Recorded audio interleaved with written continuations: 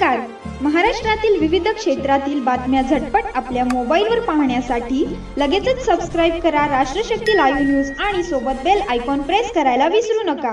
आज मॅरेथॉन बैठक घेतली की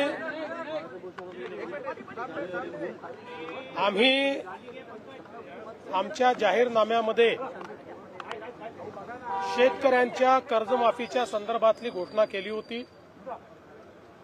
त्या संदर्भात आम्ही मागच्या काळामध्ये एक समिती तयार करून कर्जमाफी कशी करायची, दीर्घकालीन उपाययोजना काय करायच्या, अशा सगळ्या गोष्टींचा निर्णय केला होता.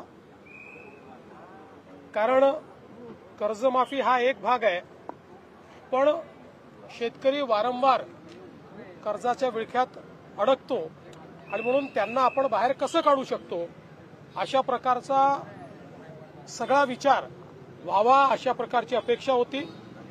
त्या दृष्टीने आम्ही जे मित्राचे चेअरमन आहेत प्रवीण परदेशी यांच्या अध्यक्षतेखाली एक समिती तयार केलेली आहे.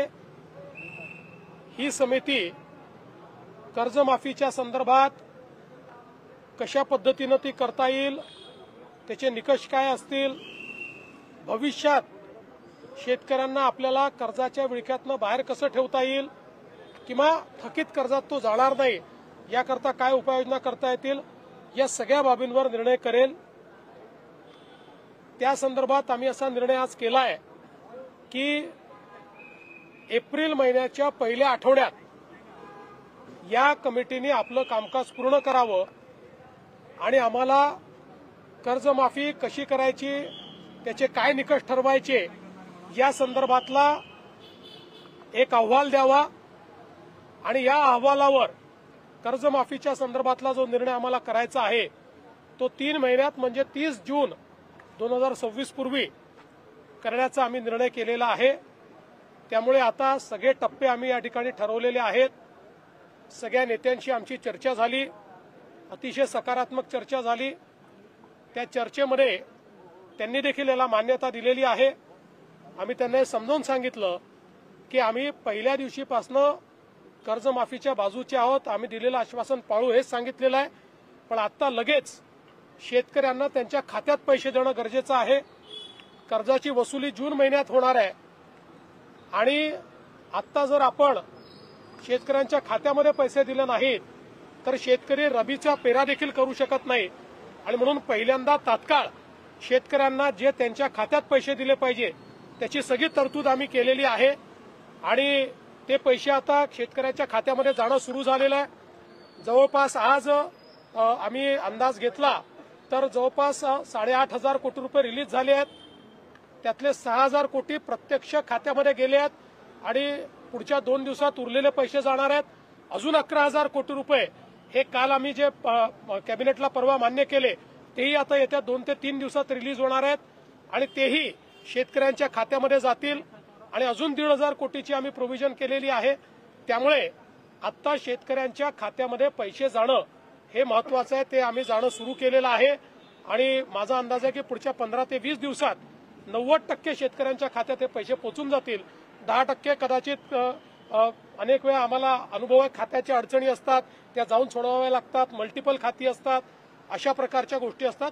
त्यामुळे तेही आम्ही त्यांचंही जे बाकी 10% आहेत त्यांचंही आम्ही त्या ठिकाणी पूर्ण करू आणि फॉर्च्युनेटली याला कुठली आचारसंहिता नसते.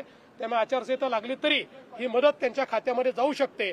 त्यामुळे आम्ही त्यांना समजावून सांगितलं की पहिल्यांदा ही मदत देणं हे महत्वाचं आहे. त्यामुळे ती मदत आम्ही देऊ आणि मग ही जी काही कमिटी आम्ही केलेली आहे या कमिटीचा रिपोर्ट घेऊन त्याच्या आधारावर आम्ही ही कर्जमाफी करू आणि त्याला त्यांनीही सकारात्मक अशा प्रकारची भूमिका त्याच्यावर घेतलेली आहे. त्यामुळे आता या संदर्भातले टप्पे आम्ही ठरवलेले आहेत. कृषी उत्पादकांना योग्य हमीभाव मिळावा अशी मागणी केली. कृषी उत्पादकांना योग्य हमीभाव मिळावा. 6 जून वगैरे अशी कुठली तारीख नाही आहे. तारीख मी सांगितली 30 आहे. 30 जून पूर्वी करू. कृषी उत्पादकांना योग्य हमीभाव मिळावा अशी देखील मागणी शिष्टमंडळाकडे करण्यात आली. निश्चितपणे आम्ही त्यांना सांगितलं की आम्ही कृषी मालाच्या खरेदीकरता खरेदी केंद्र सुरू केलेले आहेत. त्याचे आकडेही आम्ही सांगितले. तिथे नोंदणी पण आपली सुरू झालेली आहे आणि आम्हीही विनंती केली आणि आम्ही त्यांना सांगितलं की सगळ्या शेतकरी नेत्यांनी विनंती करावी की कोणीही हमी भावाच्या खाली व्यापाऱ्यांना विकू नये.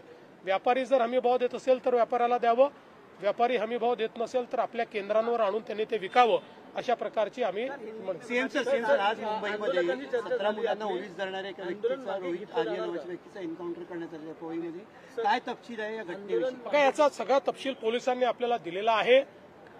अतिशय विक्षिप्तपणे ज्या प्रकारे त्यांनी बोलून आणि मुलांना ओलीस धरलं, मी खरोखर पोलिसांचं अभिनंदन करेन की पोलिसांनी नीट ऑपरेशन त्या ठिकाणी केलं आणि त्या ऑपरेशनमध्ये अर्थातच त्याचा मृत्यू झालेला आहे, पण सगळ्या मुलांना सुखरूप पोलिसांनी बाहेर काढलेलं आहे.